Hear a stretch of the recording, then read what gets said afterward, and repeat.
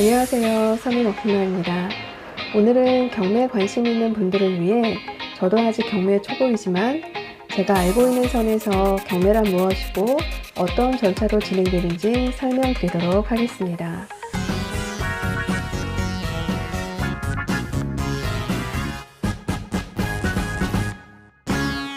많이 들어봤는데 경매란 과연 무엇일까요? 경매란 채무자가 채권자에게 빌린 돈을 갚지 않았을 때 채권자가 국가에 신청하여 채무 이행을 강제적으로 실행할 수 있게 하는 제도입니다. 그럼 경매의 종류에는 어떤 것들이 있을까요? 경매는 크게 세 종류로 나눌 수 있는데요. 임의경매, 강제경매, 형식적 경매가 있습니다. 첫 번째 임의경매란 전세권이나 근저당권 등 담보권 실행으로 진행되는 경매이고요. 쉽게 말하면 은행에 근저당을 잡고 돈을 빌렸는데 돈을 갚지 못해서 은행에서 국가에 경매 신청을 하는 겁니다. 두 번째 강제경매는 판결문이나 결정문 등의 법원 판결을 받은 집행력이 있는 집행권원으로 진행되는 경매를 의미합니다. 세 번째 형식적 경매는 공유물 분할 청구에 의해 진행되는 경매와 또는 파산자의 청산 절차를 위해 진행되는 경매를 의미합니다. 단어가 생소하고 좀 어렵죠? 다음은 임의경매 절차 예시를 들어서 단계별 진행 과정을 설명드리겠습니다.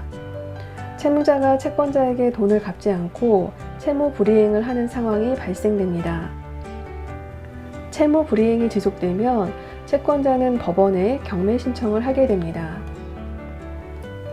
법원은 채권자의 경매 신청이 적법하다고 판단되면 해당 채무자의 부동산을 압류하고 경매가 신청되었음을 해당 부동산의 이해관계자들에게 통지하게 됩니다.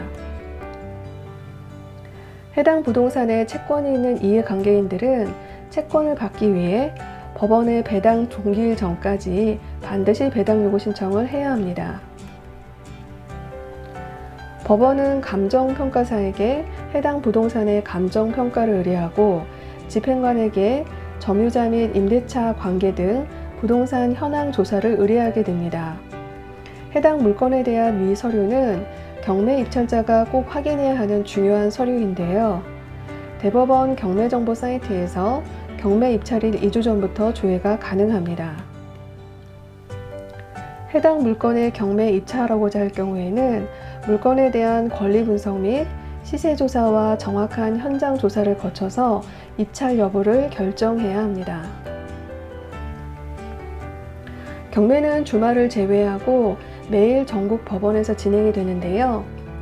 수도권에는 8개의 법원과 7개의 지원이 있고 충청권에는 2개의 법원과 7개의 지원이 있으며 강원권에는 1개의 법원과 4개의 지원이 있습니다. 경상권에는 4개의 법원과 3개의 지원이 있고 경남권에는 2개의 법원과 7개의 지원이 있으며 제주권에는 1개의 법원이 있습니다. 해당 물건별 관할 법원에서 경매 입찰을 하시면 됩니다. 물건에 대한 권리 분석과 시세 조사 및 현장 조사를 마치고 입찰가를 산정했다면 이제 입찰에 참가하기 위한 준비가 필요한데요. 입찰을 위한 첫 번째 준비사항은 바로 입찰보증금을 준비해야 합니다. 입찰보증금은 보통 경매 최저가의 10%인데요.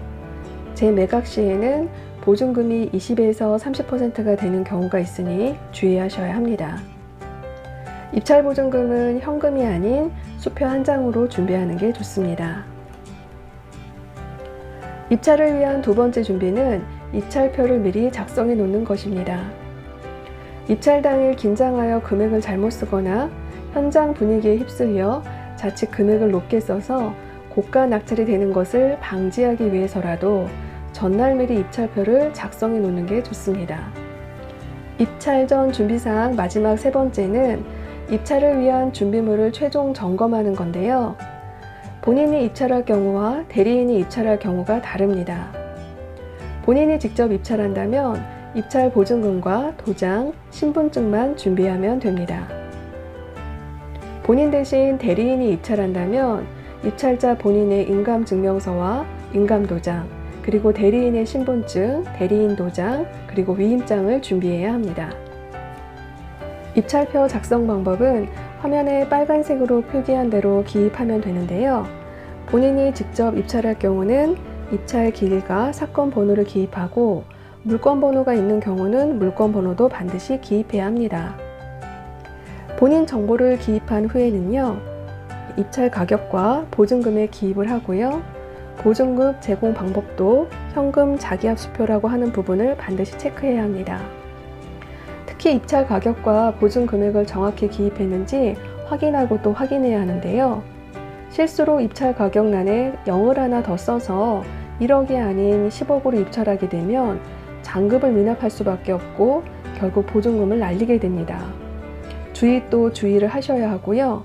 만약 입찰 가격을 잘못 기입한 경우는 수정 기입은 안 되기 때문에 법원에서 입찰표를 다시 교부받아서 작성해야 합니다. 최종적으로 2군데 도장을 날인하면 됩니다. 대리인 입찰의 경우에는 앞면에 본인 정보란에 기입하는 것 외에 대리인란을 기입한 후 입찰표 뒷면에 위임장란에도 정보를 기입해야 하는데요. 위임장의 대리인과 본인란에 정보를 정확히 기입해야 합니다. 또한 반드시 본인란의 도장은 인감도장을 날인해야 합니다. 입찰표 작성이 마무리되면 입찰 봉투에 입찰표와 보증금, 대리인 입찰 시는 인감증명서와 위임장을 넣은 봉투를 함께 넣고 집행관에게 제출하면 집행관은 바로 제출된 봉투에 도장을 찍고 절취된 수취증과 봉투를 돌려줍니다. 이때 봉투는 입찰함에 넣고 수취증은 직접 보관합니다. 접수 마감이 되고 봉투 정리가 되면 개찰을 진행합니다. 해당 사건 번호에 입찰한 사람들이 입찰대 앞으로 나아가면 최고가를 쓴 입찰자를 확인한 후 최고가 매수 신고인으로 발표합니다. 최고가 매수 신고인은 집행관에게 수취증을 반납하고 입찰 서류에 도장을 찍은 후 영수증을 받으면 됩니다.